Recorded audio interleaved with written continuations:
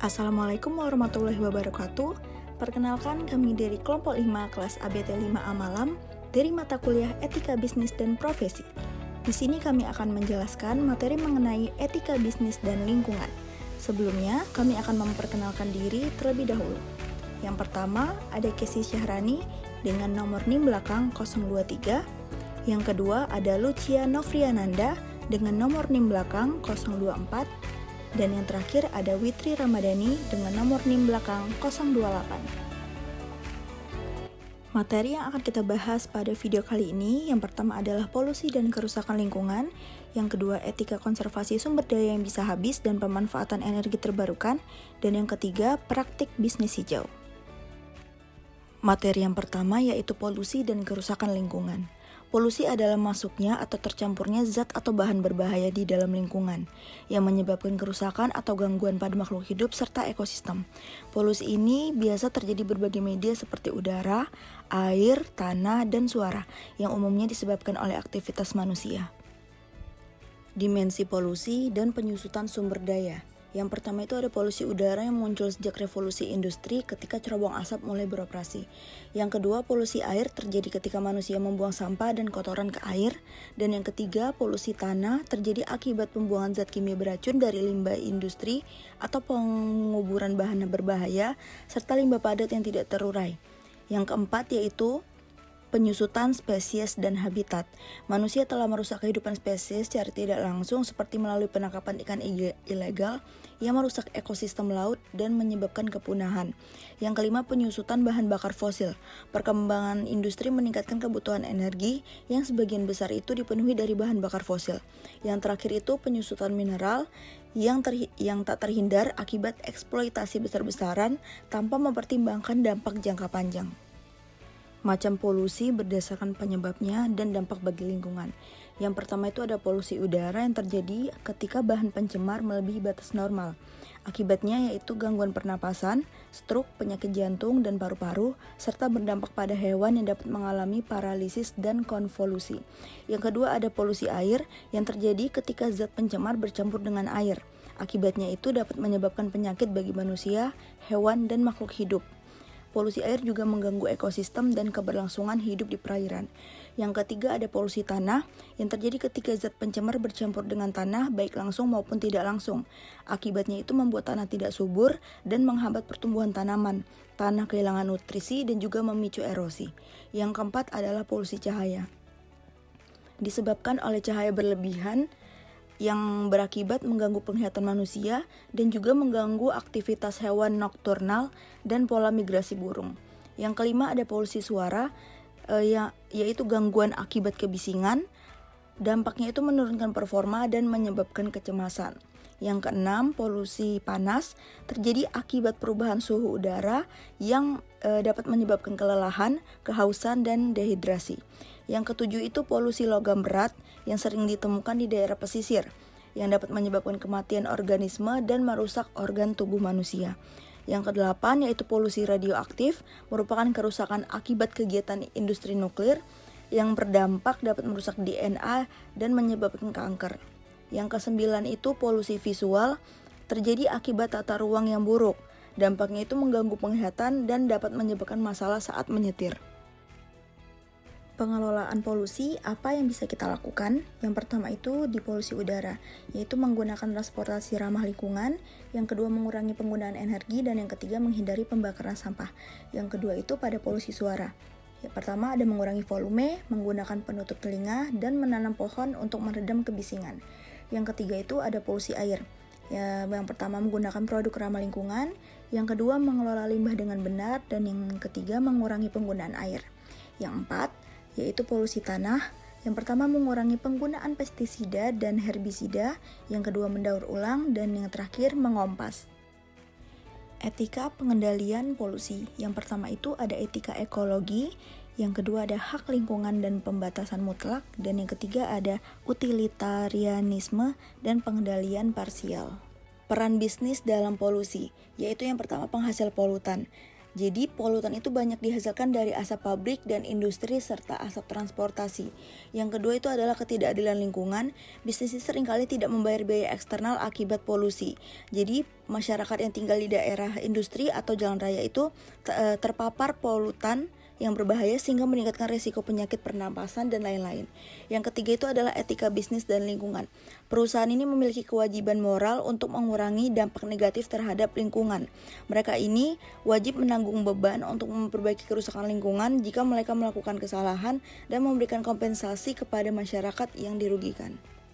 Materi kedua yaitu etika konservasi sumber daya yang bisa habis. Di dalam konteks etika konservasi ini terdapat dua pendekatan. Yang pertama itu kepedulian lingkungan yang dangkal atau disebut shallow ecology, yaitu melihat alam sebagai sumber daya yang bernilai sejauh ia memberikan manfaat langsung bagi kepentingan manusia.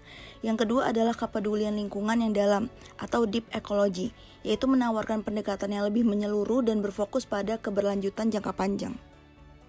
Pentingnya komitmen moral dalam konservasi. Ada 6 masalah utama yang sering kali timbul akibat dari pengelolaan sumber daya yang tidak etis. Yang pertama itu limbah beracun, yang kedua efek rumah kaca, perusakan lapisan ozon, hujan asam, penambangan hutan, dan yang terakhir pencemaran udara. Meningkatnya perhatian bisnis terhadap etika lingkungan.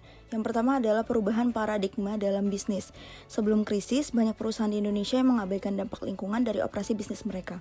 Setelah tahun 97, memaksakan banyak perusahaan untuk meninjau kembali pendekatan mereka terhadap lingkungan, terutama karena semakin ketatnya regulasi pemerintah dan tekanan dari masyarakat. Hal ini mendorong perusahaan untuk mengadopsi praktik bisnis yang lebih berkelanjutan dan ramah lingkungan. Yang kedua adalah krisis tahun 97 dan dampak lingkungan. Jadi krisis ini itu juga menyoroti kelemahan dalam pengelolaan sumber daya alam dan infrastruktur yang ramah lingkungan. Yang ketiga adalah tekanan sosial dan regulasi pemerintah. Regulasi pemerintah ini terkait lingkungan pun semakin diperketat.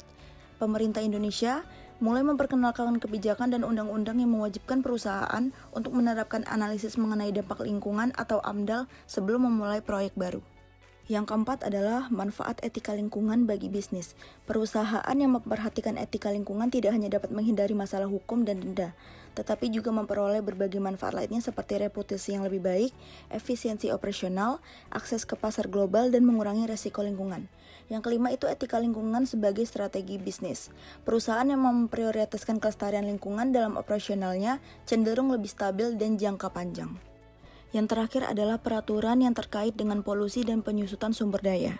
Ada 2 regulasi utama yang mengatur isu tersebut. Yang pertama adalah Undang-Undang Nomor 32 Tahun 2009 tentang Perlindungan dan Pengelolaan Lingkungan.